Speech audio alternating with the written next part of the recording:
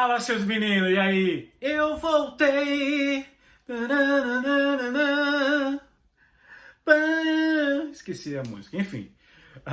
Hoje vamos falar de política, né? Aquela boa e velha política, aquela coisa gostosa, animada no churrasco da família, né? No grupo de Zap Zap, assim, umas discussões super sadias, né? Calorosas, tá ventando, né? Deixei minha janela aberta aqui para aproveitar um pouco esse vento, porque a Imperatriz está com um calor do inferno. Vou falar aqui hoje de política, né? Então é o seguinte, por que que quando a gente vai tentar convencer alguém, ó, não vota nesse candidato não, vota nesse candidato aqui porque as ideias dele são mais legais. Então você vai tentar combater a fake news, né, sendo que é óbvio, né, tá na cara pra você que é uma mentira e que a outra pessoa não vê, não entende, não, é verdade, existe uma madeira de piroca, Lula vai implementar o comunismo no Brasil, Bolsonaro vai, sei lá, dar R$ 1 bilhão para cada um brasileiro. Então assim, para algumas pessoas é muito óbvio, né, que existem fake news, que existem candidatos que não são dignos, né, de serem eleitos, esse tipo de coisa, mas por que é tão difícil você convencer alguém, né? Eu vou te dizer mais ainda, não é impossível, mas é muito difícil. Por quê? Porque a política, ela não é feita de bases concretas, né, de fatos, né, que podem ser comprovados ali, né? A política é feita de afetos. E quem diz isso não sou eu, né? É um cara aí, um qualquerzinho chamado Baroque Spinoza, né, que vai nos ajudar a entender isso com um conceito chamado a imitação do afeto.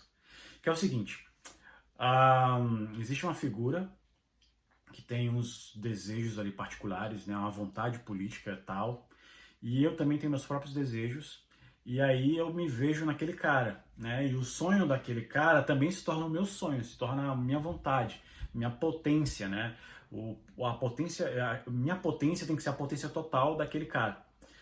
Então, o Spinoza explica, né, que isso é a base do funcionamento da sociedade, né, nós precisamos sentir afeição, né, pelo outro, né? Isso que nos faz nos mover, né? Isso que nos fez seguir como sociedade, de montar aldeias, de montar vilas, montar cidades, montar o Estado, né? O aparato do Estado, justamente por essa questão de afetividade, de meu sonho é o mesmo sonho daquele cara, então o sonho daquele cara ali eu vou lutar até o fim, beleza?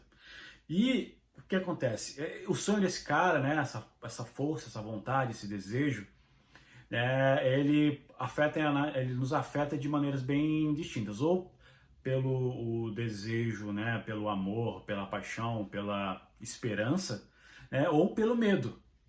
Então, um exemplo aqui qualquer, comunismo no Brasil, né, você se aproveita desse medo que as pessoas têm, né, esse afeto do medo, que políticos como o Bolsonaro causam. Então, ó, se vocês não votarem em mim, o comunismo vem aí, vão tirar a casa de vocês, o Boulos vai invadir sua casa, vai te botar pra fora, vai te colocar um morador de rua na sua casa, o MST vai roubar todas as terras do Brasil.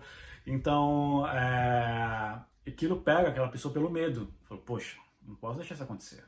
Aquele cara tá falando a verdade, né? E pela esperança. Lula lá,